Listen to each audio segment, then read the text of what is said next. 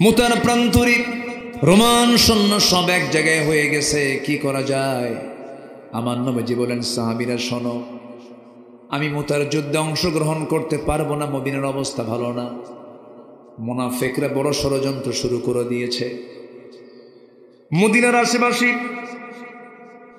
ওই সমস্ত ইহুদিরা বড় ষড়যন্ত্রের জাল বিস্তার করতে চাচ্ছে। আমি মদিনা ছাড়লে পরে বড় বেকায়দা হয়ে যাবে, আমি মদিনা ছাড়তে পারবো না। আমার নবীজি সাহাবায়ে কেরামকে ডাক দিলেন, 3000 সাহাবীর সামনে দাঁড়ায় গেলেন।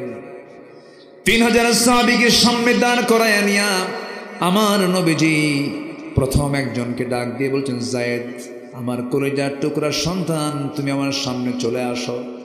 সামনে দাঁড় করায় দিলেন। নাম্বার 2, আমার চাচাতো ভাই জাফর, তুমি কোথায়? জাফর এইদিকে আসো। চলে আসলেন। নাম্বার 3, আব্দুল্লাহ বিন রাওহা, তুমি কোথায়? এই কথা বলে তাকেও তিনি ডেকে আনলেন। 3 জনকে এক লাইনে দাঁড় করায় দিলেন। 3 জনকে এক লাইনে দাঁড় করায় দিয়ে আমার নবীজি বললেন, সাহাবীরা, মুতার যুদ্ধে আমি অংশগ্রহণ করতে পারলাম না। এই 3 জনকে আমি সেনাপতি নিযুক্ত করলাম। প্রথম জন আমার যায়েদ যদি শহীদ হয়ে যায়, জাফর সেনাপতির দায়িত্ব পালন করবে। আমার জাফরও যদি শহীদ হয়ে যায়, আব্দুল্লাহ সেনাপতির দায়িত্ব পালন করবে। পরপর 3 জনও যদি শহীদ হয়ে যায়, পরবর্তীতে তোমরা তোমাদের মধ্য থেকে সেনাপ্রধান একজন নিযুক্ত করে নিও। আমার নবীজি এই কথা যখন মুখ থেকে বের হলো, নবীজির চক্ষু বেয়ে বেয়ে টপ টপ করে পানি পড়ছে। নবীজি আন্দাজ করে বুঝায় দিলেন, আমার 3 সাহাবীকে আমি হারায় ফেলবো, 3 জনে শহীদ হয়ে যাবে। কিন্তু লক্ষ্য করে দেখা গেল, ওই 3 জন সেনাপতির চেহারার মধ্যে হাসির ঝিলিক দেখা দিতেছে। মুনাফিকেরা পিছন দিক থেকে 3 জনকে টার্গেট করে বলছে, যায়েদ, জাফর, আব্দুল্লাহ, যুদ্ধে যেও না, কারণ যুদ্ধের সেনাপতি একজন নিযুক্ত হয়, তোমরা 3 জন, মানে তোমরা 3 জন কেউ বাঁচবে না। এই 3 জন সেনাপতি একযোগে বলে ফেললেন, মুনাফিকের বাচ্চারা, আল্লাহর কসম করে বলছি, যুদ্ধে যেতেছি মরার জন্য, যুদ্ধে শহীদ হওয়ার জন্য যাচ্ছি, বাঁচার জন্য যাচ্ছি না রে। ওয়াজাহাদু বিআমওয়ালিহিম ওয়া আনফুসিহিম ফি সাবিলিল্লাহ। আমার বন্ধুগণ, 3000 সৈন্য নিয়ে এই 3 জন সেনাপতি যখন রওনা দিবেন, আমার নবীজি বলে ফেললেন, যায়েদের, যুদ্ধে যেহেতু যাচ্ছ, পরিবার থেকে বিদায় নিয়ে আসো। যায়েদ বলছেন, হুজুর, আমি যাব কোথায়? আমার যাওয়ার জায়গা নাই। আমি সবার কাছ থেকে বিদায় নিয়েছি, আপনি আমাকে শেষবারের মতো বিদায় দিয়ে দেন। যায়েদ বিদায় নিলেন। রাসূল বলছেন, চাচাতো ভাই জাফর, আবিসিনায় হিজরত করেছিলা, পরিবারকে সময় দিতে পারো নাই, যাও তোমার বউয়ের কাছ থেকে বিদায় নিয়ে আসো। সাইয়্যিদিনা জাফর বিন আবু তালিব বলেন, ইয়া রাসূলুল্লাহ, আপনি যদি আমাকে না বলতেন আমি নাই যেতাম, যেহেতু বলেছেন না গেলে কেমন হয়, এই জন্য যাচ্ছি। বাড়িতে চলে গেলেন। একদম নর্মাল স্বাভাবিকভাবে ঘরের মধ্যে ঢুকলেন। ছোট্ট 2টা সন্তান ছিল, ছেলে। 2 উরুতে রাখলেন, স্নেহ দিলেন, আদর করলেন, চুম্বন দিলেন। সন্তান 2টা কোলের মধ্যে নিয়ে বউটাকে ডাক দিয়ে বলছেন, বউ রে, কাছে আসো। হাতের সঙ্গে হাত লাগাই দিয়ে বলছে, বউ আমার জন্য দোয়া করো। মুতার যুদ্ধের সেনাপতি আমি নিযুক্ত হয়েছি, আমি যেন শহীদ হয়ে আল্লাহর জান্নাতের মেহমান হতে পারি। এই কথা বলার সঙ্গে সঙ্গে বউয়ের চোখে পানি টলমল করছে। চোখের পানি দেখে জাফর বলছেন, বউ আমার, আমি চাইলাম তোমার কাছে দোয়া, তুমি আমার জন্য কান্দো কেন, কি হয়েছে? তিনি বলছেন, আমার স্বামী, আল্লাহর কসম করে বলি, যুদ্ধে যেতে বারণ করি নাই, যুদ্ধে আপনি যাবেন না, কোনো যান, যুদ্ধ করে আসেন, কিন্তু আপনি শহীদ হবেন এমন দোয়া আমি করব না, কারণ এই যে সন্তানগুলো, আপনি মরে গেলে শহীদ হলে এরা এতিম হয়ে যাবে। যুদ্ধে চলে যান, কিন্তু আমি আপনার জন্য দোয়া করে আল্লাহ তাআলা আপনাকে গাজী করে আবার ফিরে আনুন। জাফর বিন আবু তালেবের মধ্যে শাহাদাতের তামান্না তখন টকবক করছে। সাইয়্যিদিনা জাফর করলেন কি, হঠাৎ করে তিনি কোষবদ্ধ তরবারি কোষমুক্ত করলেন। স্ত্রী একটা হাত টান মেরে ধরে তরবারির উল্টা দিক দিয়ে স্ত্রীর হাতে মৃদু আঘাত করে বলছেন, আমার বউরে, এই যে তরবারে দিয়া তোমার আগায় আঘাত করলাম, হাতে আঘাত করলাম, হাতটা কাটছে নাকি না, কেন কাটে নাই? উল্টা দিকে মেরেছেন, এই জন্য হাত কাটলো না। এবার তিনি বলছেন, আমার স্ত্রী, তুমি আমার জন্য এতক্ষণ ধরে যে দোয়াগুলো করছো, এই দোয়াগুলো সম্পূর্ণ উল্টা দোয়া। আমার নাকের মধ্যে আমি জান্নাতের ঘ্রাণ পেতেছি, আমি শহীদ হয়ে যাব, আমি বাঁচব না, আমি দুনিয়া থেকে বিদায় হয়ে যাব। সেনাপতি 3 জন, আমার আগে 1 জন, পরে আরেকজন, আমি নিশ্চিত আমি শহীদ হয়ে যাব, আমার জন্য দোয়া করো। ওই যে সর্বশেষ কথা বললেন, এরপরে ঘর থেকে একটা দৌড় মারলেন, দৌড় মেরে রওনা দিলেন। পিছন থেকে ছোট্ট ছোট্ট বাচ্চাগুলো কাটা কবুতরের মতো ছটফট করছে আর আব্বা আব্বা বলে ডাকতেছে। ইতিহাস বলে একটা বারের জন্য জাফর তাকান নাই, জাফর দৌড় মেরে জান্নাতের দরজার দিকে চলে গেছে। জোরে কোন সুবহানাল্লাহ, আরো জোরে কোন সুবহানাল্লাহ।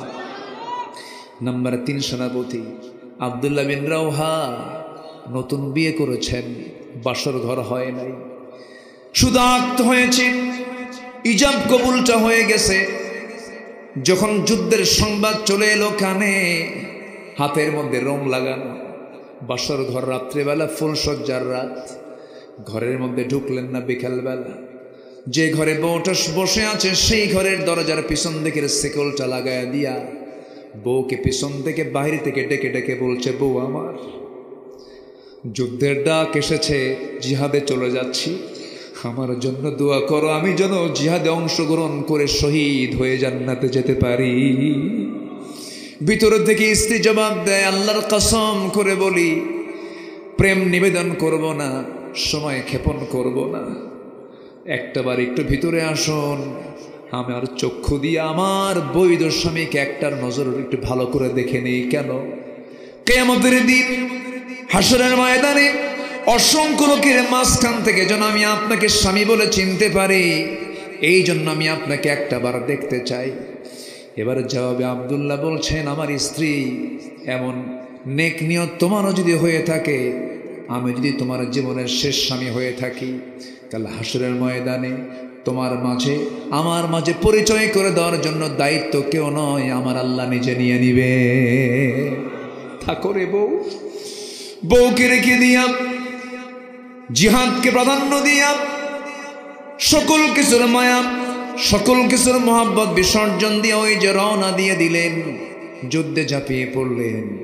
প্রথম সেনাপতি শহীদ হয়ে গেলেন, দ্বিতীয় সেনাপতি শহীদ হয়ে গেলেন, 3 নম্বর সেনাপতি কালেমার ঝান্ডা হাতের মধ্যে নিলেন। এক কাফের এসে তার ডান হাতে মেরে দিল, ঝান্ডা বাম হাতে নিয়ে নিলেন, বাম হাত কেটে ফেলে দিল, কর্তৃত অংশ দিয়া জাপটে ধরে কালিমার পতাকা মুখের মধ্যে কামড় মেরে ধরলেন। ডান পা কেটে ফেলে দিয়েছে, বাম পা কেটে ফেলে দিয়েছে, মস্তকটা কেটে ফেলে দিয়েছে, মাথা পড়ে হাসি, কিন্তু এই যে শক্ত করে কামড় মেরে ধরেছেন কালিমার ঝান্ডা, একটাবার জমিনে ফেলতে দেন নাই। দূর থেকে 4 নম্বর সেনাপতি খালিদ বিন ওয়ালিদ রাদিয়াল্লাহু তাআলা আনহু দূর থেকে দেখতেছে, কে যেন কালিমার ঝান্ডা উঁচু করে ধরে আছে। দূর মেরে যে দেখে কেউ ধরে নাই, আব্দুল্লাহ বিন রাওহা মুখের মধ্যে কামড় মেরে কালিমার ঝান্ডা ধরে আছে। কাছে গিয়ে বলছেন, ভাইরে, কালিমার ঝান্ডাটা দাও। কালিমার ঝান্ডা হাতে আসে না, মাথা সহ চলে আসে। কানের মধ্যে মুখ ঢোকায় বলে, ও আব্দুল্লাহ রে, আমি হলাম মুতার যুদ্ধের 4 নম্বর সেনাপতি। মুখ খুলে গেছে, কালিমার ঝান্ডা হাতের মধ্যে নিয়ে নিয়েছে, যুদ্ধ শুরু করে দিলেন। আব্দুল্লাহ বিন রাওহার পরে খালিদ বিন ওয়ালিদ 3000 সৈন্য নিয়া যুদ্ধ আবার শুরু করলেন। এমন জোরে ঘোড়া চালায়া দিলেন, ঘোড়া চালায়া দেওয়ার মধ্য দিয়ে বালুর মাঠ অন্ধকার হয়ে গেল খুরের আঘাতে। যুদ্ধের কৌশল তৈরি করে খালিদ বিন ওয়ালিদ একা সেই যুদ্ধের ময়দানে 1টা নয়, 2টা নয়, 3টা নয়, খালিদ বিন ওয়ালিদ 8টা তরবারি ভেঙ্গে চুরমার করে দিলেন। وَلَقَدْ آتَيْنَا دَاوُودَ مِنَّا فَضْلًا يَا جِبَالُ أَوِّبِي مَعَهُ وَالطَّيْرَ وألنا له الحديد أن اعمل سابغات وقدر في السرد وعملوا صالحا إني بما تعملون بصير জোরে বলুন আল্লাহু আকবার। আল্লাহ রাব্বুল আলামিন দাউদ আলাইহিস সালাতু ওয়াস সালামকে নিয়ামতে ধন্য করেছিলেন। লোহা আল্লাহ রাব্বুল আলামিন তার জন্য কাদার মতো নরম করে দিয়েছিলেন। লোহা যখন তিনি হাতে নিতেন কাদার মতো নরম হয়ে যেত। জোরে বলে সুবহানাল্লাহ। আবার তার ছেলেকে তামাটাকে আল্লাহ তাআলা তার জন্য আইনুল কিতর, তামাটাকে তার জন্য কাদার মতো নরম বানায় দিয়েছিলেন। এক মাসের পথ এক সকাল সন্ধ্যায় ফিরে আসতেন হলো তার ছেলে সুলাইমান আলাইহিস সালাতু ওয়াস সালাম। তিনি যখন সিংহাসনে চড়তেন আর বাতাসকে হুকুম করতেন, সঙ্গে সঙ্গে বাতাস তার সিংহাসন, তিনি শুধু নন তার কমপ্লিট মন্ত্রী পরিষদ সহ গোটা দুনিয়া ঘুরে সকাল সন্ধ্যায় বাড়িতে ফিরে যেতেন। জোরে বলি সুবহানাল্লাহ।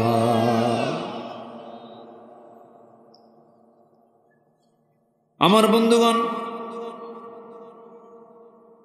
এই আয়াতগুলোর ভিতরে, এই রুকুর ভিতরে কিছু আযাব গজবের কথা এসেছে। কুফরি যারা করবে আল্লাহ তাআলা যে গজব দেন সেই ইতিহাস এখানে টেনেছেন। এই রুকুর ভিতরে আল্লাহ রাব্বুল আলামিন দাউদ আলাইহিস সালাতু ওয়াস সালামকে আল্লাহ রাব্বুল আলামিন একটা এক্সট্রা যোগ্যতা দান করেছিলেন। এই পৃথিবীতে যত পয়গম্বর এসেছেন সমস্ত পয়গম্বরদের ভিতরে সবচেয়ে সুন্দর কণ্ঠ যাকে দান করেছেন তার নাম কি বলেন তো? কি নাম? দাউদ আলাইহিস সালাতু ওয়াস সালাম। দু একজন করে ওঠে, কি সমস্যা? মানে এমনি যাচ্ছে? ও আবার তারা আসবে। আচ্ছা, এমনি যাবেন না, এমনি যাওয়াটা এটা সুস্পষ্ট আমি আদবের খেলাফ বলবো। এমনি যাবেন না, কোনো জরুরত যদি থাকে সেটা ভিন্ন কথা। এমনি ওঠাটা আমি সুস্পষ্ট আদবের খেলাফ বলবো, কারণ এটা শুধু জনসভা নয়, এটি একটি ইবাদতের জায়গায় রূপ নিয়েছে। বলি আলহামদুলিল্লাহ, জোরে বলি আলহামদুলিল্লাহ। আল্লাহ তুমি কোনো বান্দাকে বিনা কারণে এখান থেকে যেন না যেতে পারে, আল্লাহ তুমি সবাইকে শেষ পর্যন্ত থাকার তৌফিক দিয়ে দাও। জোরে বলি আমিন। সম্মানিত ভাইয়েরা, সুমধুর কণ্ঠ আল্লাহ তাআলা তাকে দান করেছিলেন। তার সুরে মুগ্ধ শুধু মানুষ হতো না, পশু প্রাণী পর্যন্ত তার সুরে মুগ্ধ হয়ে তার তেলাওয়াত শুনত। আল্লাহ তাআলা একটা কিতাব তাকে দিয়েছিলেন, সেই কিতাবের নাম কি বলুন তো? বলুন সবাই। জাবুর। জাবুর কিতাব তিনি তেলাওয়াত করতেন। আল্লাহ রাব্বুল আলামিন এই দুইজন পয়গম্বরকে মহান রাব্বুল আলামিন বহু নিয়ামতে ধন্য করেছেন। রাষ্ট্র ক্ষমতা ছিল তাদের, বিশাল বড় রাষ্ট্র ক্ষমতা ছিল। খেলাফত এবং নবুয়ত যে একসঙ্গে পরিচালিত হয় তার বড় দৃষ্টান্ত ছিলেন এই দুইজন পয়গম্বর। জোরে বলি সুবহানাল্লাহ। খেলাফত এবং নবুয়ত, এখানে প্রশ্ন আছে। খেলাফত এবং নবুয়ত এটা যে একসাথে হয়, আরেকজন হচ্ছেন তার দৃষ্টান্ত মুহাম্মদুর রাসূলুল্লাহ। মুহাম্মদুর রাসূলুল্লাহ। কিন্তু আজকের সমাজে রাষ্ট্র এবং ইসলাম এক জায়গায় যেন না থাকে, এর জন্য প্রাণান্তকর চেষ্টা, চূড়ান্ত চেষ্টা করা কিছু মুসলিম নামধারী মুনাফিক আছে না নাই? আসতে বলবেন না, আছে না নাই? আল্লামা ইকবাল বহু আগেই বলেছেন, জুদা হো দিন সিয়াসত সে তু রহ জাতি হে চেঙ্গেজি।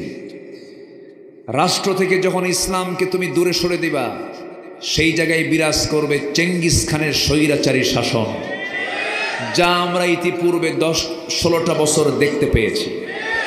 আমি কি ভুল বললাম? ওরা কি রাষ্ট্রের মধ্যে ইসলাম রেখেছিল?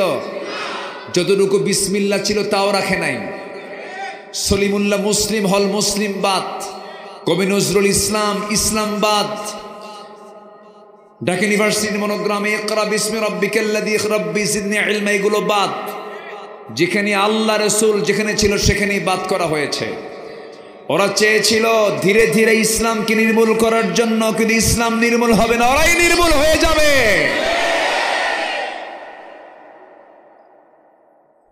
সম্মানিত ভাইয়েরা, السلطان الإسلام والسلطان إخوان توأمان।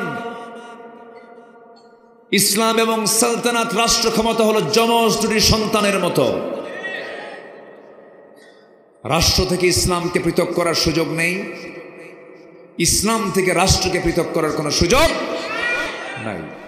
এই কনসেপ্টকে যারা বিশ্বাস করবে তারা হচ্ছে আস্তিক, তারাই হচ্ছে ঈমানি চেতনার মানুষ। আর যারা বলবে ধর্ম এক জায়গায় থাকবে, রাষ্ট্র আরেক জায়গায় থাকবে, ও হলো ভেজাল মোনাফেক। মোনাফেক মনে হয় আমার দেশে নাই, আসতে বলবেন না, আছে না নাই? দাউদ আলাইহিস সালাতু ওয়াস সালাম, সুলাইমান আলাইহিস সালাতু ওয়াস সালাম ছিলেন তার বাস্তব রূপ। নবুয়ত নিয়ে খেলাফতের দায়িত্ব পালন করেছেন তারা, আমার রাসূলও করেছেন। রাসূল শুধু ইমাম ছিলেন না রাষ্ট্রপতিও ছিলেন? বলেন বলেন বলেন। সফল ইমাম, সফল রাষ্ট্রপতি। আর আমার দেশের কিছু নেতা দিন সম্পর্কে তাদের এত জ্ঞান ছিল, আগামীকাল ঈদুল আজহারের জানাজা নামাজ, শোনেন নাই শোনেন নাই শোনেন নাই আপনারা? লাকুম দীনুকুম ওয়ালিয়া দীন, বুখারী শরীফের 40 পারা, বোঝেন না? এই হচ্ছে অবস্থা। সম্মানিত ভাইয়েরা, বহু নাটক আমরা দেখেছি বিগত 16 বছর। ফেরাউন পৃথিবীতে বেঁচে ছিল হলো 1600 বছর, আর এরা ছিল হলো 16 বছর। সংখ্যার যে মিল কেমনে হলো বুঝলাম না আমি। হ্যাঁ, একটা মিল আছে না বলেন তো? একটা মিল আছে। ফেরাউন তার ক্ষমতাকে পাকাপোক্ত করার জন্য নিজের বউকে পর্যন্ত ছাড়ে নাই। ফেরাউন তার ক্ষমতাকে পাকাপোক্ত করার জন্য পরিবারকে তছনছ করেছিল। আসিয়া আলাইহিস সালামকে করাত দিয়ে চিরে 2 টুকরা করে শহীদ করে দিয়েছিল। ঠিক তেমনি আজকের দুনিয়াতেও যারা ক্ষমতাকে পাকাপোক্ত করার জন্য হত্যা রাজনীতি করে, তারা সবগুলো ফেরাউনদের প্রেতাত্মা।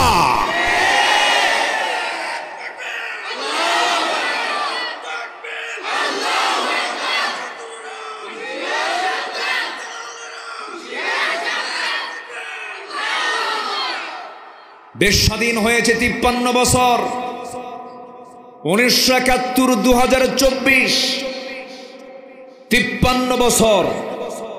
কেউ দেশ চালিয়েছে 25 বছর, কেউ চালিয়েছে 16 বছর, কেউ চালিয়েছে 9 বছর, মাঝখান দিয়ে মঈনুদ্দিন ফখরুদ্দিনরা কয়েক বছর। সবার নাম মুসলমান হলেও ইসলাম দিয়ে তারা দেশ চালায় নাই, ঠিক কিনা? আমাদের সব দেখা দেশ শেষ, আগামীর দেশ আমরা দেখতে চাই কোরআনের দেশ। রাজি আছেন কারা কারা? হাত উঁচু করে দেখান মুসলমান। নারায়ে তাকবীর, কুরআন সুন্নাহর আলো, কুরআন সুন্নাহ যেখানে আমরা আছি সেখানে নারায়ে তাকবীর। আল্লাহ কবুল করুন, আল্লাহ কবুল করুন, আল্লাহ কবুল করুন। শহীদের রক্ত জমিনে আছে না নাই? আসতে বলবেন না, আছে না নাই? রক্ত ঝরালে ইতিহাস তৈরি হয়।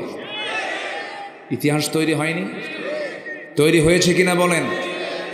আমরা ভেবেছিলাম আমাদের সন্তানরা ডিভাইস আক্রান্ত হয়ে পড়েছে, মাদকাসক্ত হয়ে পড়েছে, মনে হয় এরা আর ফিরবে না, এরা মানসিক প্রতিবন্ধী হয়ে গেছে। আমরা আমাদের সন্তানরে হতাশ হয়েছিলাম, কিন্তু ওরা যে জাতে মাতাল তালে ঠিক তা বুঝি নাই। ওরা জায়গা মতো গিয়েছে, জায়গা মতো দখল করে মাত্র টাইম দিয়েছে 45 মিনিট। আমরা নতুন করে গড়তে চাই দেশটাকে, দুর্নীতিমুক্ত দেশ আমরা গড়তে চাই। দেশটা শ্মশান হয়ে আছে। 18 লক্ষ কোটি টাকা ঋণ করে তন্মধ্যে 11 লক্ষ কোটি টাকা নিজের পকেটে তুলে তারা মামুবাড়ি দিল্লি গিয়ে বসে আছে, ঠিক কিনা? কিন্তু সম্পদের পাহাড় বানায় করলেন কি? লাভটা হলো কি? দেশের শীর্ষস্থানীয় ধনী, হলমার্ক শেয়ার বাজার, ব্যাংক হরিলুট করে হাজার হাজার কোটি টাকার মালিক হয়ে লাভ হলো না, শেষে মুখের দাড়িটাও কাটতে হলো। মাথার সাদা চুল কালো বানাতে হলো, পাঞ্জাবি খুলে গেঞ্জি পড়তে হলো, পাজামা খুলে লুঙ্গি পড়তে হলো, নৌকায় চলল বন্ধুর সাথে, নৌকা ভিড়ল না, কোস্টগার্ড ধরে ফেলল বন্ধুকে, আইন মন্ত্রীকে ধরে বলে স্যার চিনছি, থানায় চলেন। আইন মন্ত্রীকে আমি একা যাবো কোন, আমি তো জামাতের সাথে আসছি। কে আপনার সাথে? কই যে বসে আছে, কি চিনি না তো, ভালো করে দেখো ওটাই দরবেশ।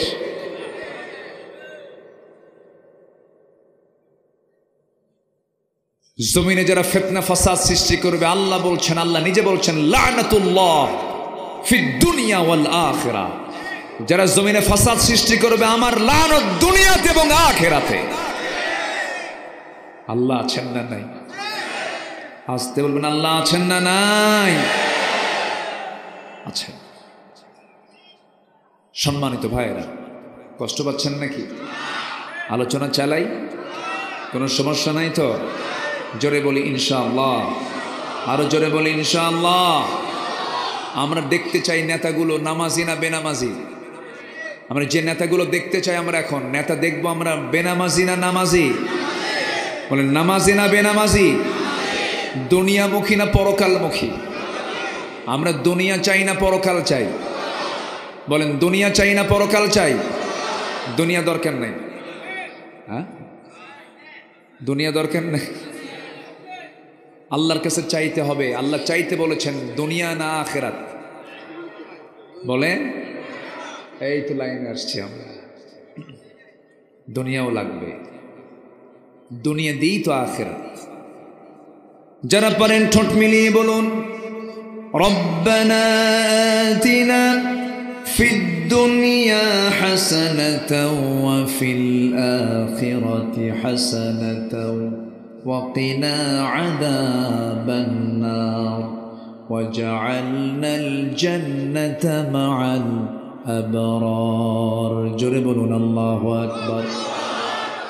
আয় আল্লাহ তাআলা, তুমি আমাকে দুনিয়ার হাসানা দাও, আখিরাতের হাসানা দাও। দুনিয়াও দরকার, আখিরাতও দরকার। দুনিয়া যদি সুন্দর না হয়, আখিরাত কেমন করে সুন্দর হবে? এই জন্য দুনিয়ার সৌন্দর্যের দরকার আছে না নাই বলেন? তবে দুনিয়াকে সুন্দর করতে হলে সুন্দর করব কি দিয়া? কোরআন দিয়ে সুন্দর করতে হবে। নিজের জীবনকে সাজাতে হবে, পরিবারকে সাজাতে হবে, সমাজকে সাজাতে হবে, রাষ্ট্রকে সাজাতে হবে।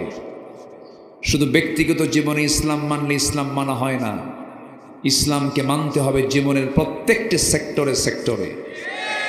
আমরা কোরআনকে শুধু হাফেজের মাথায় দেখতে চাই না, শুধু কাগজের পাতায় পাতায় দেখতে চাই না।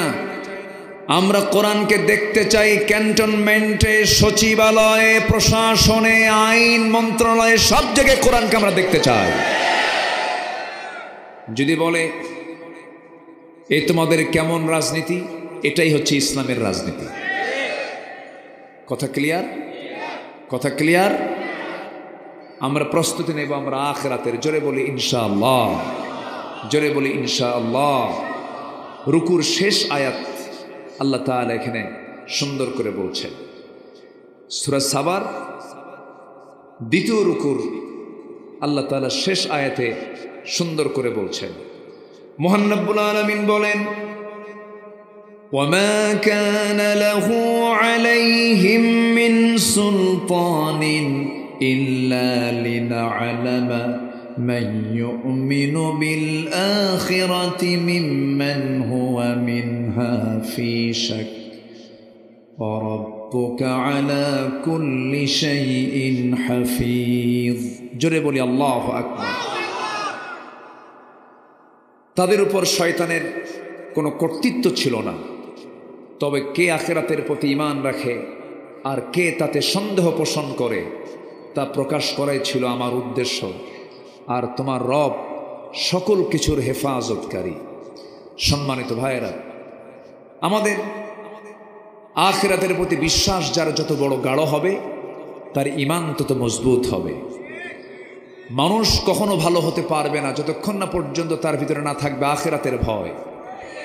পরকালের ভয়ই একমাত্র মানুষের ভালো হওয়ার একমাত্র মাধ্যম। সে আখিরাত সবার সামনে আছে না নাই? আসতে বলবেন না, আছে না নাই?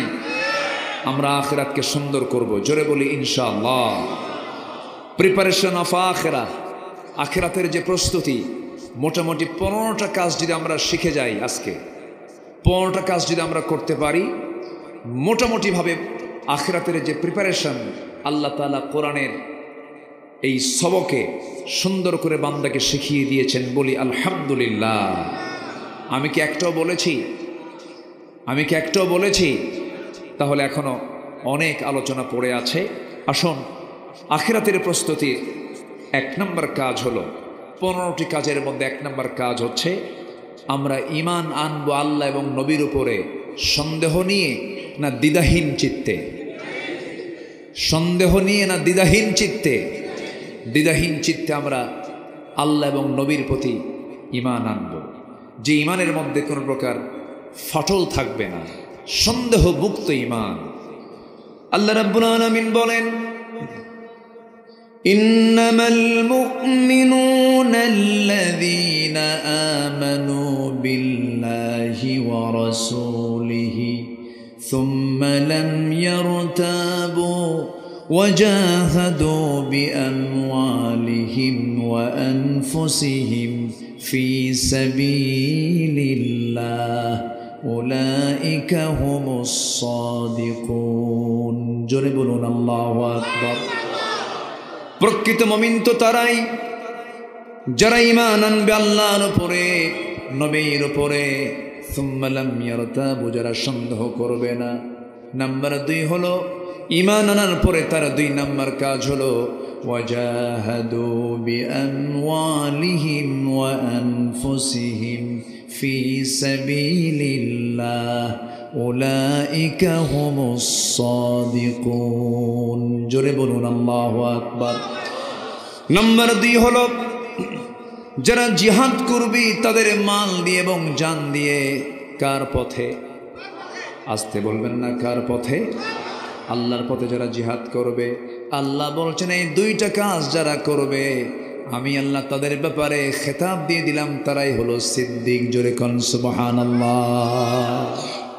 তারাই হলো সত্যবাদী, যারা ঈমান আনবে এবং যারা জিহাদ করবে। জিহাদ শব্দকে অনেকে এই শব্দকে কানে নিলেই তার নাক শিকায় তোলে, এটাকে অবহেলার চোখে দেখতে চায়। কিন্তু আমার নবীজির 23 বছরের নবুয়তি জিন্দেগি যদি রিসার্চ করা হয়, শেষ 10 বছরের এই দীর্ঘ সময়ে তার যুদ্ধ পরিচালনা করতে হয়েছে 86টা। কয়টা বলেন তো? 86টা। গড়ে প্রতি বছর 8 থেকে 9টা যুদ্ধ আমার নবীজির পরিচালনা করতে হয়েছে। আমার নবীজির দিন চলেছে ঘোড়ার পিঠে, রাত কেটেছে হলো জায়নামাজে।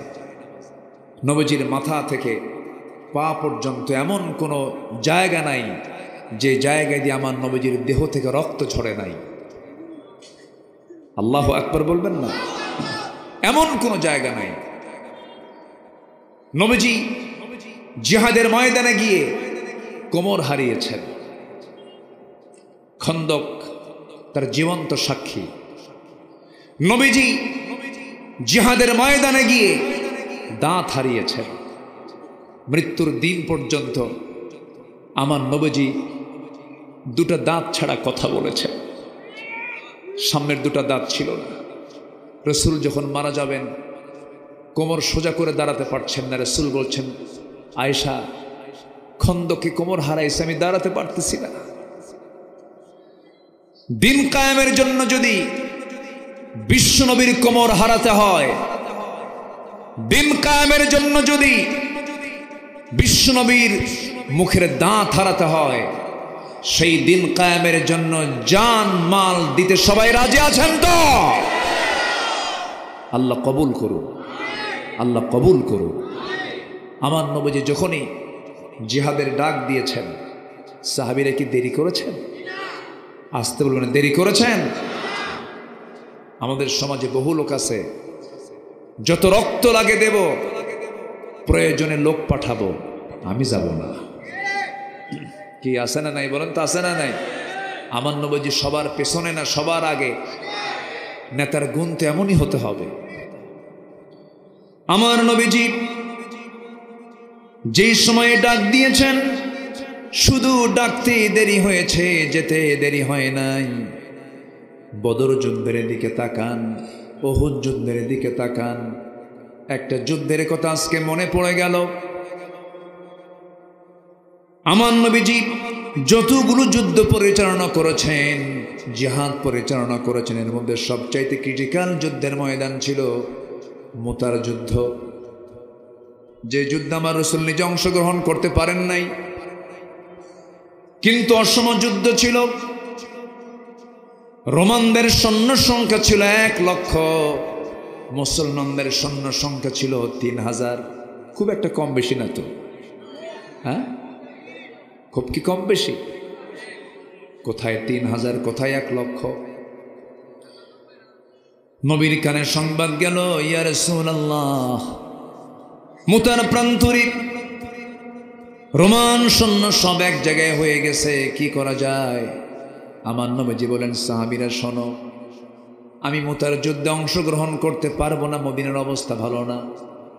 মুনাফিকরা বড় ষড়যন্ত্র শুরু করে দিয়েছে। মদিনার আশেপাশে ওই সমস্ত ইহুদিরা বড় ষড়যন্ত্রের জাল বিস্তার করতে চাচ্ছে। আমি মদিনা ছাড়লে পরে বড় বেকায়দা হয়ে যাবে, আমি মদিনা ছাড়তে পারবো না। আমার নবীজি সাহাবায়ে কেরামকে ডাক দিলেন, 3000 সাহাবীর সামনে দাঁড়ায় গেলেন। 3000 সাহাবীকে সামনে দাঁড় করায় নিয়া আমার নবীজি প্রথম একজনকে ডাক দিয়ে বলছেন, যায়েদ, আমার কলিজার টুকরা সন্তান, তুমি আমার সামনে চলে আসো। সামনে দাঁড় করায় দিলেন। নাম্বার 2, আমার চাচাতো ভাই জাফর, তুমি কোথায়? জাফর এইদিকে আসো। চলে আসলেন। নাম্বার 3, আব্দুল্লাহ বিন রাওহা, তুমি কোথায়? এই কথা বলে তাকেও তিনি ডেকে আনলেন। 3 জনকে এক লাইনে দাঁড় করায় দিলেন। 3 জনকে এক লাইনে দাঁড় করায় দিয়ে আমার নবীজি বললেন, সাহাবীরা, মুতার যুদ্ধে আমি অংশগ্রহণ করতে পারলাম না। এই 3 জনকে আমি সেনাপতি নিযুক্ত করলাম। প্রথম জন আমার যায়েদ যদি শহীদ হয়ে যায়, জাফর সেনাপতির দায়িত্ব পালন করবে। আমার জাফরও যদি শহীদ হয়ে যায়, আব্দুল্লাহ সেনাপতির দায়িত্ব পালন করবে। পরপর 3 জনও যদি শহীদ হয়ে যায়, পরবর্তীতে তোমরা তোমাদের মধ্য থেকে সেনাপ্রধান একজন নিযুক্ত করে নিও। আমার নবীজি এই কথা যখন মুখ থেকে বের হলো, নবীজির চক্ষু বেয়ে বেয়ে টপ টপ করে পানি পড়ছে। নবীজি আন্দাজ করে বুঝায় দিলেন, আমার 3 সাহাবীকে আমি হারায় ফেলবো, 3 জনে শহীদ হয়ে যাবে। কিন্তু লক্ষ্য করে দেখা গেল, ওই 3 জন সেনাপতির চেহারার মধ্যে হাসির ঝিলিক দেখা দিতেছে। মুনাফিকেরা পিছন দিক থেকে 3 জনকে টার্গেট করে বলছে, যায়েদ, জাফর, আব্দুল্লাহ, যুদ্ধে যেও না, কারণ যুদ্ধের সেনাপতি একজন নিযুক্ত হয়, তোমরা 3 জন, মানে তোমরা 3 জন কেউ বাঁচবে না। এই 3 জন সেনাপতি একযোগে বলে ফেললেন, মুনাফিকের বাচ্চারা, আল্লাহর কসম করে বলছি, যুদ্ধে যেতেছি মরার জন্য, যুদ্ধে শহীদ হওয়ার জন্য যাচ্ছি, বাঁচার জন্য যাচ্ছি না রে। ওয়াজাহাদু বিআমওয়ালিহিম ওয়া আনফুসিহিম ফি সাবিলিল্লাহ। আমার বন্ধুগণ, 3000 সৈন্য নিয়ে এই 3 জন সেনাপতি যখন রওনা দিবেন, আমার নবীজি বলে ফেললেন, যায়েদের, যুদ্ধে যেহেতু যাচ্ছ, পরিবার থেকে বিদায় নিয়ে আসো। যায়েদ বলছেন, হুজুর, আমি যাব কোথায়? আমার যাওয়ার জায়গা নাই। আমি সবার কাছ থেকে বিদায় নিয়েছি, আপনি আমাকে শেষবারের মতো বিদায় দিয়ে দেন। যায়েদ বিদায় নিলেন। রাসূল বলছেন, চাচাতো ভাই জাফর, আবিসিনায় হিজরত করেছিলা, পরিবারকে সময় দিতে পারো নাই, যাও তোমার বউয়ের কাছ থেকে বিদায় নিয়ে আসো। সাইয়্যিদিনা জাফর বিন আবু তালিব বলেন, ইয়া রাসূলুল্লাহ, আপনি যদি আমাকে না বলতেন আমি নাই যেতাম, যেহেতু বলেছেন না গেলে কেমন হয় এই জন্য যাচ্ছি। বাড়িতে চলে গেলেন, একদম নর্মাল স্বাভাবিকভাবে ঘরের মধ্যে ঢুকলেন। ছোট্ট দুইটা সন্তান ছিল, ছেলে, দুই উরুতে রাখলেন, স্নেহ দিলেন, আদর করলেন, চুম্বন দিলেন। সন্তান দুইটা কোলের মধ্যে নিয়ে বউটাকে ডাক দিয়ে বলছেন, বউ রে কাছে আসো। হাতের সঙ্গে হাত লাগাই দিয়ে বলছে, বউ আমার জন্য দোয়া করো। মুতার যুদ্ধের সেনাপতি আমি নিযুক্ত হয়েছি, আমি যেন শহীদ হয়ে আল্লাহর জান্নাতের মেহমান হতে পারি। এই কথা বলার সঙ্গে সঙ্গে বউয়ের চোখে পানি টলমল করছে। চোখের পানি দেখে জাফর বলছেন, বউ আমি চাইলাম তোমার কাছে দোয়া, তুমি আমার জন্য কান্দো কেন, কি হয়েছে? তিনি বলছেন, আমার স্বামী, আল্লাহর কসম করে বলি, যুদ্ধে যেতে বারণ করি নাই, যুদ্ধে আপনি যাবেন না, কোনো যান, যুদ্ধ করে আসেন, কিন্তু আপনি শহীদ হবেন এমন দোয়া আমি করব না, কারণ এই যে সন্তানগুলো আপনি মরে গেলে শহীদ হলে এরা এতিম হয়ে যাবে। যুদ্ধে চলে যান, কিন্তু আমি আপনার জন্য দোয়া করে আল্লাহ তাআলা আপনাকে গাজী করে আবার ফিরে আনুন। জাফর বিন আবু তালেবের মধ্যে শাহাদাতের তামান্না তখন টকবক করছে। সাইয়্যিদিনা জাফর করলেন কি, হঠাৎ করে তিনি কোষবদ্ধ তরবারি কোষমুক্ত করলেন। স্ত্রী একটা হাত টান মেরে ধরে তরবারির উল্টা দিক দিয়ে স্ত্রীর হাতে মৃদু আঘাত করে বলছেন, আমার বউরে, এই যে তরবারি দিয়া তোমার আগায় আঘাত করলাম, হাতে আঘাত করলাম, হাতটা কাটছে নাকি না, কেন কাটে নাই? উল্টা দিকে মেরেছেন, এই জন্য হাত কাটলো না। এবার তিনি বলছেন, আমার স্ত্রী, তুমি আমার জন্য এতক্ষণ ধরে যে দোয়াগুলো করছো, এই দোয়াগুলো সম্পূর্ণ উল্টা দোয়া। আমার নাকের মধ্যে আমি জান্নাতের ঘ্রাণ পেতেছি, আমি শহীদ হয়ে যাব, আমি বাঁচব না, আমি দুনিয়া থেকে বিদায় হয়ে যাব। সেনাপতি 3 জন, আমার আগে 1 জন, পরে আরেকজন, আমি নিশ্চিত আমি শহীদ হয়ে যাব, আমার জন্য দোয়া করো। ওই যে সর্বশেষ কথা বললেন, এরপরে ঘর থেকে একটা দৌড় মারলেন, দৌড় মেরে রওনা দিলেন। পিছন থেকে ছোট্ট ছোট্ট বাচ্চাগুলো কাটা কবুতরের মতো ছটফট করছে আর আব্বা আব্বা বলে ডাকতেছে। ইতিহাস বলে একটা বারের জন্য জাফর তাকান নাই, জাফর দৌড় মেরে জান্নাতের দরজার দিকে চলে গেছে। জোরে কোন সুবহানাল্লাহ, আরো জোরে কোন সুবহানাল্লাহ। নাম্বার 3 সেনাপতি আব্দুল্লাহ বিন রাওহা, নতুন বিয়ে করেছেন, বাসর ঘর হয় নাই, শুধু আক্ত হয়েছে, ইজাব কবুলটা হয়ে গেছে।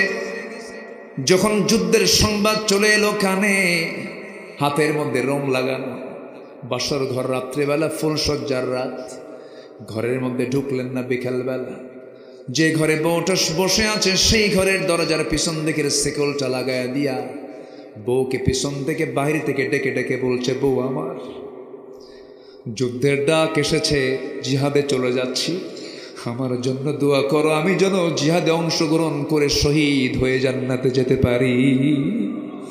ভিতর থেকে স্ত্রী জবাব দেয়, আল্লাহর কসম করে বলি, প্রেম নিবেদন করব না, সময় ক্ষেপণ করব না, একটাবার একটু ভিতরে আসুন, আমার চক্ষু দিয়ে আমার বৈধ স্বামীকে একটার নজর একটু ভালো করে দেখে নেই। কেন? কিয়ামতের দিন হাসরের ময়দানে অসংখ্য লোকের মাঝখান থেকে যেন আমি আপনাকে স্বামী বলে চিনতে পারি, এই জন্য আমি আপনাকে একটাবার দেখতে চাই।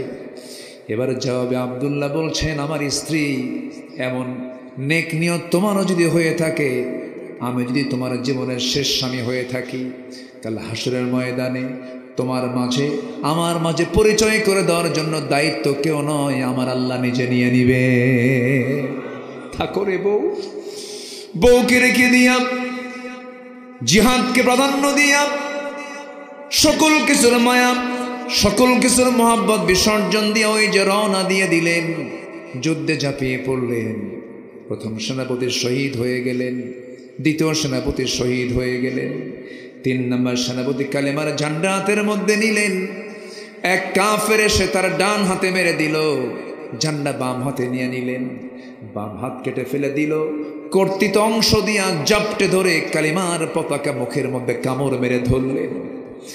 ডান পা কেটে ফেলে দিয়েছে, বাম পা কেটে ফেলে দিয়েছে, মস্তকটা কেটে ফেলে দিয়েছে, মাথা পড়ে হাসি। কিন্তু এই যে শক্ত করে কামড় মেরে ধরেছেন কালিমার ঝান্ডা, একটাবার জমিনে ফেলতে দেন নাই। দূর থেকে 4 নম্বর সেনাপতি খালিদ বিন ওয়ালিদ রাদিয়াল্লাহু তাআলা আনহু দূর থেকে দেখতেছে কে যেন কালিমার ঝান্ডা উঁচু করে ধরে আছে।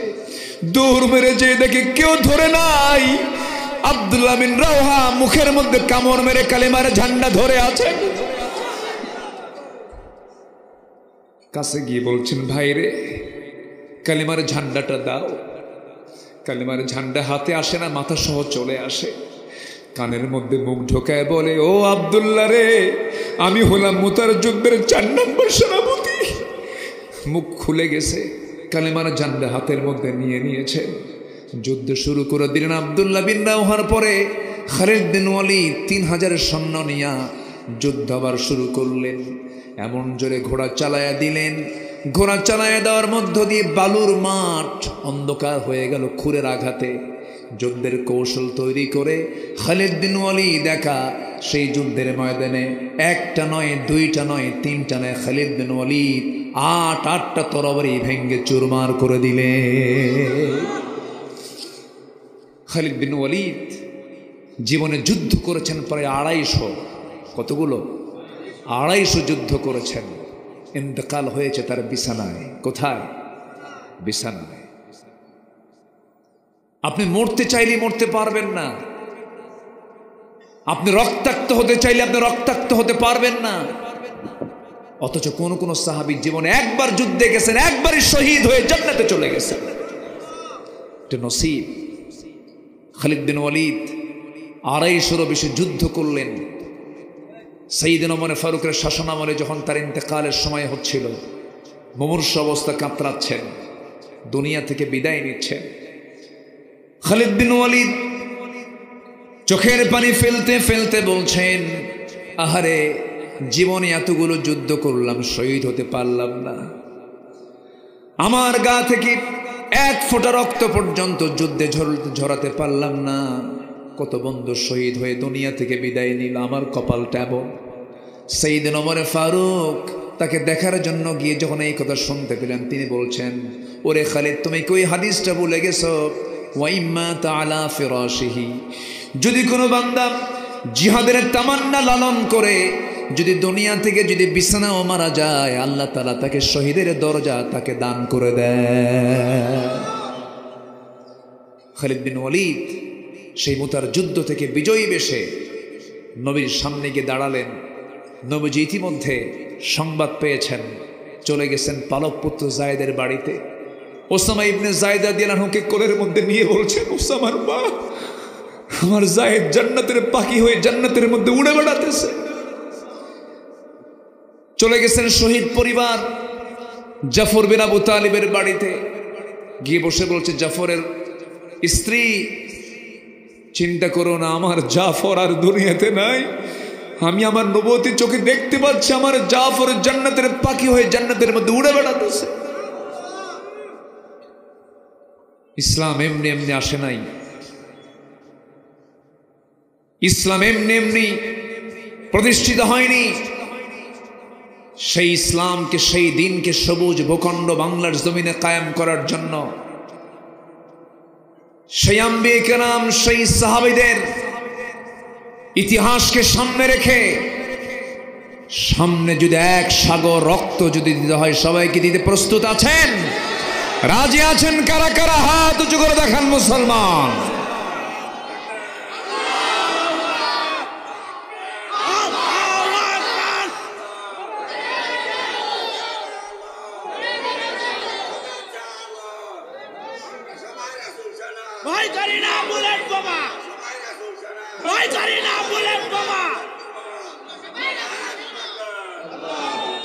আল্লাহ কবুল করুন, জোরে বলে আমিন, আরো জোরে আমিন।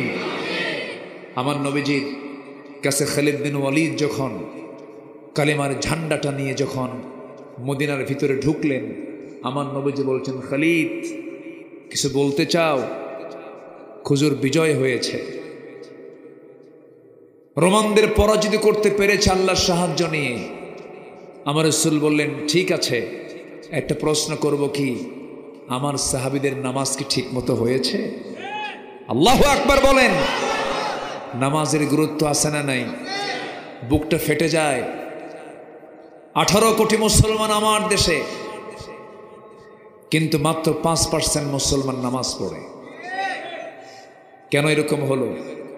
নেতৃত্বের সমস্যা ছিল। যদি আজ আমার দেশের নেতৃত্ব যদি নামাজের ব্যাপারে তাকিদ দিত, সব দল যদি বলতো দল করতে হলে নামাজ পড়তে হবে, এই দেশে কোনো বেনামাজি থাকতো না।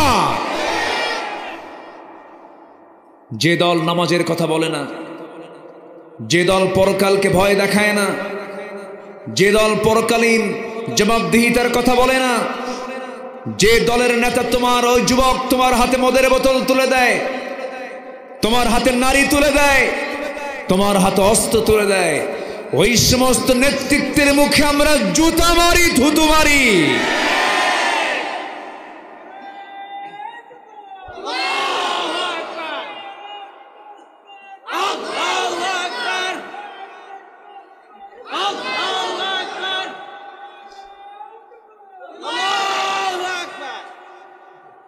মাশাআল্লাহ, ও ছিল কোথায় এতক্ষণ? মাশাআল্লাহ, সব তো আল্লাহর গোলাম। বলি আলহামদুলিল্লাহ, জোরে বলি আলহামদুলিল্লাহ। বসেন, আল্লাহ তুমি তাকে সুস্থ করে দাও, জোরে বলি আমিন। কি আগ্রহ, কি জজবা! দুনিয়াতে যারা দুর্বল, আখিরাতে তাদের আধিপত্য হবে বেশি। আল্লাহু আকবার বলেন। আর দুনিয়াতে যারা আধিপত্য দেখিয়েছে, জুলুম করেছে, তারা হবে আখিরাতে সবচাইতে দুর্বল। বসুন, আলহামদুলিল্লাহ, বসুন। সম্মানিত ভাইয়েরা, preparation of resurrection day, preparation of আখিরাহ, আফটার লাইফ, পরকালীন জিন্দেগির জন্য যে প্রস্তুতি, 15টা কাজের 2টা কাজ আমরা শিখে নিলাম। নাম্বার 1, আমরা ঈমান আনবো আল্লাহ এবং নবীর উপরে সন্দেহ নিয়ে, না দ্বিধাহীন চিত্তে? দ্বিধাহীন চিত্তে। নাম্বার 2 হচ্ছে জিহাদ করতে হবে মাল এবং জান দিয়ে। রাজি আছেন তো সবাই? নাম্বার 3 হলো তাকওয়া অর্জন করা। কি অর্জন করা বলেন? তাকওয়া অর্জন করে এবং সত্যের পথে থাকা। আল্লাহ রাব্বুল আলামিন বলেন, ইয়া আইয়ুহাল্লাযীনা আমানুত্তাকুল্লাহা ওয়া কুলু কাওলান সাদীদা يصلح لكم أعمالكم ويغفر لكم ذنوبكم ومن يطع الله ورسوله فقد فاز فوزا عظيما জোরে বলুন আল্লাহু আকবার। ইমানদারেরা তোমরা আল্লাহকে ভয় করো, তাকওয়ার নীতি অবলম্বন করো। গ্রামীণ জীবনের মানুষ সবাই বাঁশঝাড় চিনেন। কেউ যদি বাঁশঝাড়ের সামনে বাঁশঝাড় পাওয়ার পর চোখ বন্ধ করে যদি বাঁশঝাড়ের মধ্যে দৌড় মারে, তার দেহের চামড়াগুলো কি অক্ষত থাকবে নাকি? সে ক্ষতিগ্রস্ত হয়ে পড়বে, রক্তাক্ত হয়ে যাবে। দুনিয়ার জীবনের একটা বাঁশঝাড় পার হতে নিয়ে যেমন তাকে চোখটা খোলা রেখে সামনের সমস্ত ডালপালাগুলো দুহাত দিয়ে সরায় সরায় আস্তে আস্তে যেমন একটা বাঁশঝাড়কে অতিক্রম করতে হয়, তেমনি দুনিয়ার জিন্দেগিতে বান্দা সামনে চলতে নিয়ে সুদ পাবে, সামনে চলতে নিয়ে জেনার পরিবেশ পাবে, মদের বোতল পেয়ে যাবে, হারামের অনেক কিছু প্রসঙ্গ তার সামনে চলে আসবে। সকল হারামকে ওই বান্দা যদি মাইনাস করে যদি সুন্দর করে হালাল জীবন গ্রহণ করতে পারে, এটার নামই হলো তাকওয়া অর্জন করা। নাম্বার 3 হলো ন্যায় প্রতিষ্ঠা করা এবং সদাচার হওয়া। ইন্নাল্লাহা ইয়া'মুরু বিল আদলি ওয়াল ইহসান وإيتاء ذي القربى وينهى عن الفحشاء والمنكر والبغي জোরে বলুন আল্লাহু আকবার। ন্যায় প্রতিষ্ঠা করা হলো আখিরাতের প্রস্তুতির বড় একটা অংশ। আমার বন্ধুগণ, এই যে আমরা 16 বছর চোখের সামনে পার করলাম, যত বিচারগুলো দেখেছি, কোনো বিচারকে আমরা ন্যায় পেয়েছি না অন্যায় পেয়েছি? ন্যায় না অন্যায়? ঘটনা 71, আর 71 সালের মামলার সাক্ষীর জন্ম হলো 76। হ্যাঁ, জানেন না? জানেন না? আপনারা জানেন না? আসামি খুঁজে পায় না এরা আসামি খুঁজে পেয়েছিল আমার দেশের রত্ন, কিংবদন্তি, 180 কোটি মুসলমানের হৃদয়ের স্পন্দন, মুসলিম বিশ্বের সবচেয়ে জনপ্রিয় প্রভাবশালী ব্যক্তিত্ব আল্লামা সাঈদীকে তারা আসামি বানিয়েছিল।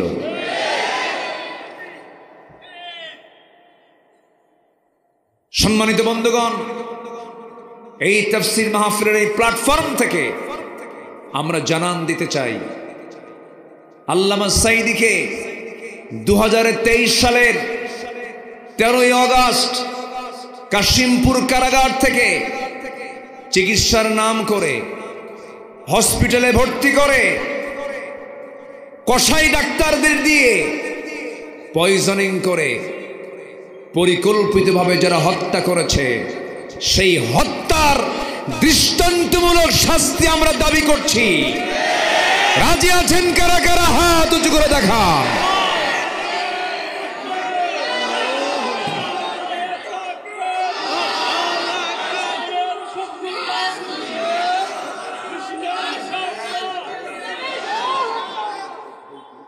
আল্লাহ কবুল করুন, জোরে বলি আমিন।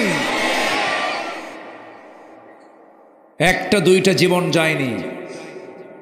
আমরা জানতাম না যদি 5 আগস্ট না আসতো আয়না ঘর কাকে বলে। আয়না ঘরে থাকা ব্রিগেডিয়ার জেনারেল আব্দুল্লাহ রহমান আজমির সঙ্গে আমি কথা বলেছি ব্যারিস্টার আরমানের সাথে, লোম শিহরে ওঠার মতো। বললাম, ভাইজান কেমন ছিলেন 8 বছর? একজন বললেন, আল্লাহর দেওয়া নিয়ামত এই সূর্যের চেহারা আমি 8 বছর দেখতে পাই। আরেকজন বললেন, 8টা বছর আমি যে ভিতরে ছিলাম, 8 বছর আগে আমি যে দেখে এসেছি আমার জীবিত বাবা মীর কাসেম আলীকে আমি দেখে এসেছি,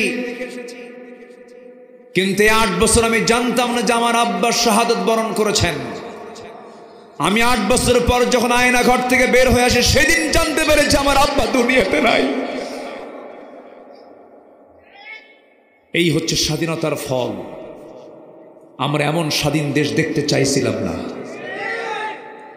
সম্মানিত বন্ধুগণ, এই 16 বছর জেলখানায় ছিল সাধারণ লোক বেশি না আলেম ওলামা বেশি? আমি নিজেও ছিলাম। 2018 সালে আমাকে ধরে নিয়ে চলে গেল। কতবার যে মাহফিল থেকে ধরছে তার হিসাবই নাই। খুলনা সাতক্ষীরার দিকে গেলে তো একদিক দিয়ে ঢুকতাম, আরেক দিক দিয়ে পুলিশ ঢুকত, এই খেলাই চলত। অথচ আমরা কি করেছি? আমরা শুধু জাতিকে বলেছি নামাজ পড়েন। একটা আদর্শ নাগরিক তৈরির জন্য এই মাহফিলগুলোর অবদান আছে না নাই? একটা আদর্শ রাষ্ট্রের দায়িত্ব ছিল এই সমস্ত মাহফিলের টাকা ডোনেট করে, টাকা দিয়ে মাহফিলকে সহযোগিতা করা। তা না করে আর বন্ধের ষড়যন্ত্র করেছে তারা। সম্মানিত বন্ধুগণ, আমাকে ধরে নিয়ে গেল, ধরে নিয়ে মামলা দিল। কি মামলা নিজেও জানি না। জেলখানায় ঢুকলাম, ঢুকে দেখি 85 বছরের এক বুড়া মানুষ সামনে দাঁড়ানো, আমার সিনে দেখি লম্বা একখান সালাম দিয়ে কয়, হুজুর আপনি জেলখানায়? খুব খুশি হইলাম। তো বললাম, খুশি হইলেন কেন? বলে যে হুজুর ওয়াজ শুনি দূর থেকে, মুসাফা করতে পারি না, দেখা সাক্ষাৎ করতে পারি না, আরে এত সুন্দর কাছে আসছেন, তে আমি কি দুঃখ পাবো নাকি আমি আনন্দ হইতে হয়েছি? উনি খুশি হয়েছে। তো বললাম, চাচা আপনার মামলা, এই বুড়া বয়সে আপনি জেলখানায় কেন? বাবা আমার বিরুদ্ধে মামলা হলো বিস্ফোরক, অর্থাৎ 85 বছরের এই বুড়া মানুষ বোমা মারছে, বোমা ককটেল মারছে। তাহলে হাতের কি সেই ফিটনেস কি 86 বছর লোকের থাকে? থাকে বলেন তো থাকে? সাবেক শিক্ষামন্ত্রীর বিরুদ্ধে মামলা দিয়েছিল হলো ভ্যানিটি ব্যাগ চুরি। মালয়েশিয়া ছিলেন দীর্ঘদিন এক শিক্ষা প্রতিমন্ত্রী। এক আলেমের বিরুদ্ধে মামলা দিয়েছে গরু চুরির মামলা, গায়েবী মামলা, কত কি। শেষ পর্যন্ত প্রধান বিচারপতিকে পর্যন্ত ছাড় দেয়নি, পাগলা বানায়া বাইরে পাঠায় দিয়েছে।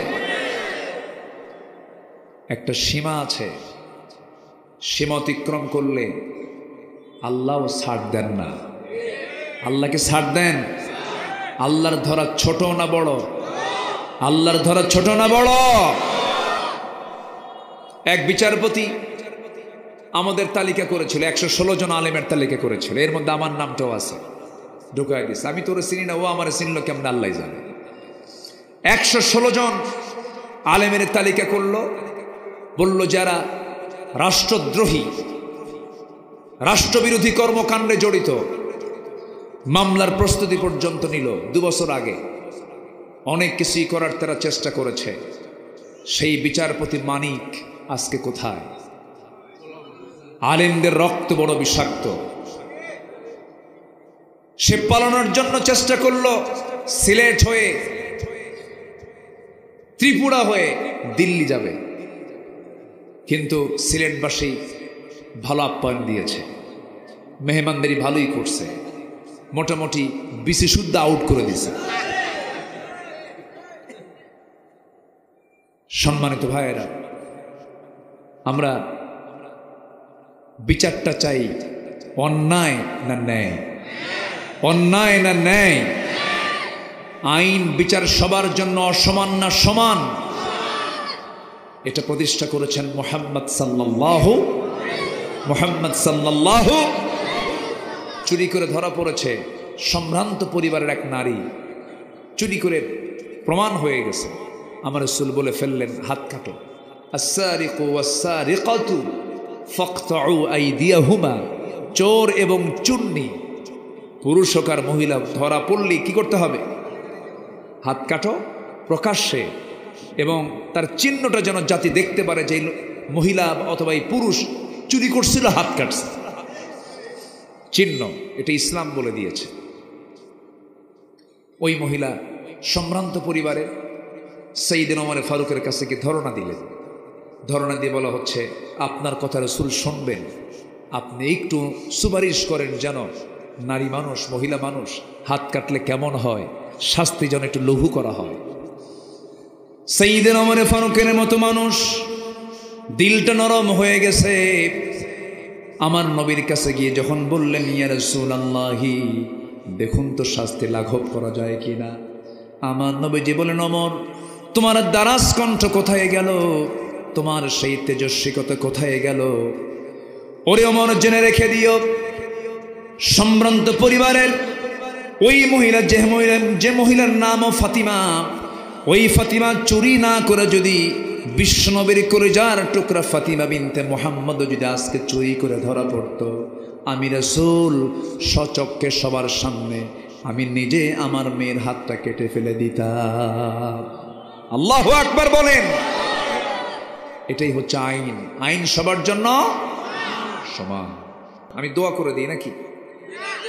দোয়া করে দেই, ওই 2-1 করে উঠে যায়। হ্যাঁ, বসেন। আচ্ছা, নাম্বার 6 হলো ধৈর্য ধারণ করা। কি বলেন তো? কি বলেন তো? ধৈর্য ধরা। ধৈর্য ধরা। নামাজ আগে না ধৈর্য আগে? আচ্ছা, বিয়া আগে না ধৈর্য আগে? বলেন বলেন। ব্যবসা আগে না ধৈর্য আগে? সকল কাজের মূল কাজ হচ্ছে ধৈর্য।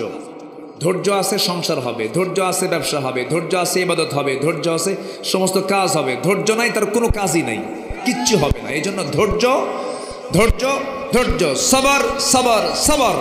সবরের সাথে আছেন কে? ইন্নাল্লাহ মাআস সাবিরিন। নাম্বার 7, আল্লাহর উপরে ভরসা করো। ওমাইয়া তাওয়াক্কাল আলাল্লাহ ফাহুয়া হাসবু, যে আল্লাহর প্রতি ভরসা রাখবে তার জন্য আল্লাহ যথেষ্ট হয়ে যাবে। এই আকীদা, এই বিশ্বাস, এই কনফিডেন্স যে বান্দারা যত বেশি, তার চাইতে পৃথিবীতে সুখী মানুষ দ্বিতীয়টা আর নাই। বলি আলহামদুলিল্লাহ।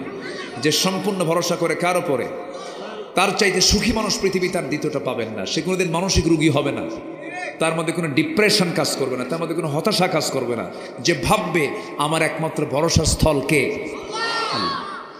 নাম্বার 8, দুনিয়ার ভোগ বিলাসী নিমগ্ন না হয়ে আখিরাতের আবাসকে মূল লক্ষ্য হিসেবে স্থির করা, আখিরাতের প্রস্তুতির একটা গুরুত্বপূর্ণ অংশ। নাম্বার 9, নিজকে এবং পরিবারকে জাহান্নাম থেকে বাঁচানোর চেষ্টা করা। নাম্বার 10 হলো তৌবা করা। কি করা বলেন তো? আমাদের তৌবা করার দরকার আছে না নাই? গুনাহ কি আমাদের আছে? গুনাহ নাই কার? ফেরেশতার গুনাহ নাই। বলেন কার গুনাহ নাই? আর আমার দেশে একটা লোক পাইছি কয়েকদিন আগে বলছে, আমি আমিন কই না, আমি আমিন টামিন বলি না, হুজুররা আমিন কয়, কিন্তু আমি আমিন বলি না একটা বড় কারণ আমার জীবনে কোনো দোষই নাই, কোনো গুনাই নাই। চিন্তা করেন ফেরেশতার মতো গুণ, হ্যাঁ? বেকুফ কাকে বলে? এত বড় বেয়াকুফ মানুষ হয়? আমার নবীজি বলতেছেন তুবু ইলাল্লাহ ফাইন্নী আতুবু ফিল ইয়াউমি মিয়াত মাররা, তোমরা আল্লাহর কাছে তওবা করো, আমি রাসূল দিনে 100 বারেরও বেশি বার তওবা করি। আর লতিফ সিদ্দিকী কয় আমার জীবনে কোনো গুনাই নাই। ঝাঁটা পেটা করা দরকার বেদতদের। দুষ্ট এগুলো, দুষ্ট। ইবলিসের পাঠশালায় থাকে। কার পাঠশালায় থাকে? কার পাঠশালায়? ইবলিসের পাঠশালা, ওদের কাজ কারবার। এর আগে একবার বলছিল হজ হচ্ছে মুহাম্মদের ব্যবসা। বলছিল না? বলছিল না? এই কথা বলছিল না? না, ওটাই বলছে, এক ব্যক্তি বলছে। আমার মনে হয় কি জানেন, শয়তানের এজেন্ট এরা, শয়তানের এজেন্ট। মানে শয়তান আর কি জানে তার চেয়ে বেশি জানে এরা। শয়তান তো ইবাদতে ফার্স্ট ছিল আগে, সবই ঠিক ছিল তো, সেজদা কম দেয়নি।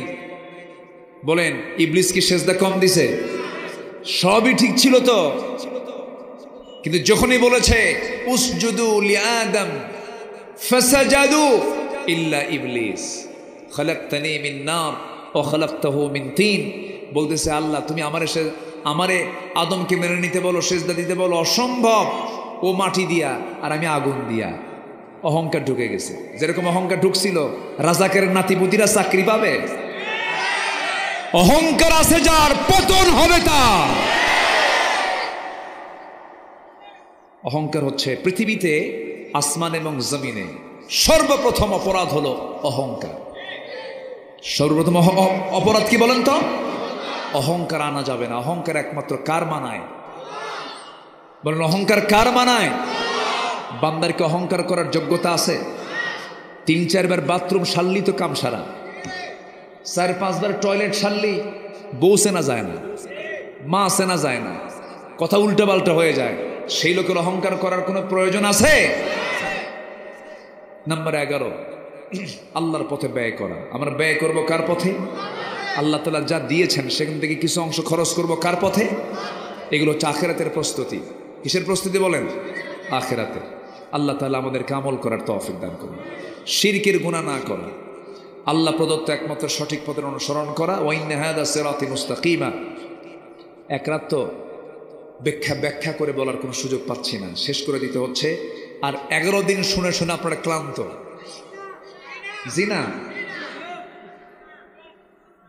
আলহামদুলিল্লাহ, বলি আলহামদুলিল্লাহ। জিকির করি লা ইলাহা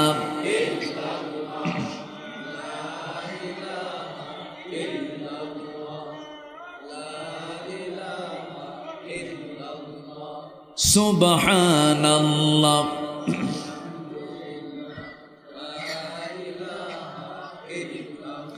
সুবহানাল্লাহ ওয়ালহামদুলিল্লাহ লা ইলাহা, আরো জোরে লা ইলাহা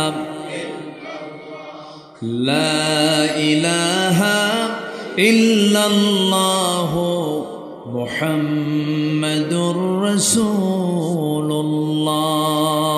সাল্লাল্লাহু আলাইহি ওয়াসাল্লাম। সম্মানিত ভাইয়েরা, আজকের এই রুকুর ভিতরে আখিরাতের শেষ আয়াতে আখিরাত নিয়ে আল্লাহ তাআলা কিছু কথা বলেছেন। সেই প্রসঙ্গে আমি আখিরাতের প্রস্তুতি নিয়ে কিছু কথা বলেছি এবং এই গোটা রুকুর মূল বক্তব্য হচ্ছে আল্লাহ তাআলা দাউদ এবং সুলাইমানকে যে রাজত্ব দিয়েছিলেন, রাজত্ব এবং নবুয়ত, খেলাফত এবং নবুয়ত দিয়েছেন। এখান থেকে প্রমাণ হয়ে গেল যে নবুয়ত এবং খেলাফত দুটাই একসঙ্গে চালানো যায় কি যায় না? যায়। ইসলাম দিয়ে আমরা রাষ্ট্রকে দেখতে চাই, রাষ্ট্র ইসলাম দিয়ে চলবে না ইসলাম রাষ্ট্র দিয়ে চলবে? ইসলাম দিয়ে রাষ্ট্র চলবে, ঠিক কিনা বলেন? কি দিয়ে রাষ্ট্র চলবে? ইসলাম দিয়ে রাষ্ট্র চলবে।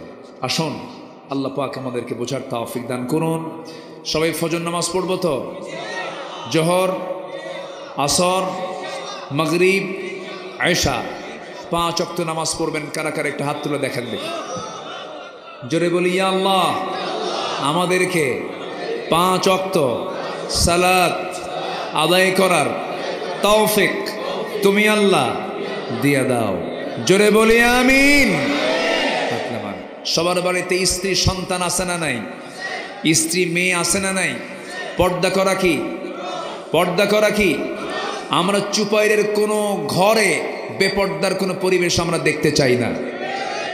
যুবকরা তোমরা অ্যালার্ট হয়ে যাও, মসজিদে তালিকা করো কারা নামাজ পড়ে আর কারা নামাজ পড়ে না। যারা নামাজ পড়ে না তাদের বাড়িতে দাওয়াত নিয়ে যাও। চুপাইরকে বেনামাজি মুক্ত গ্রাম ঘোষণা করো। যে ঘরের মেয়ে পর্দাহীনা হয়ে বের হয়, বোরকা ছাড়া বের হয়, সেই বাড়ির গার্জিয়ানকে জানিয়ে দাও আপনার মেয়ে অর্ধলগ্ন হয়ে বের হয়, আমাদের চোখের গুনাহ হয়, বোরকা পরা বের করুন। আপনার গ্রামকে আপনি পাপমুক্ত করুন, নামাজের পরিবেশ তৈরি করুন। আপনার গ্রাম থেকেই দেশের বিপ্লব সৃষ্টি হয়ে যাবে। আল্লাহ কবুল করুন। আসুন আমরা সময় বাড়াবো না, দোয়ার দিকে যাব। আমরা চাইবো কার কাছে? আগামীকালকে আমার মাহফিল বেশি দূরে না, মাত্র দিনাজপুর।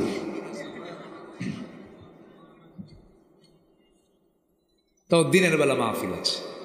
তাহলে কখন যাব, কি করব?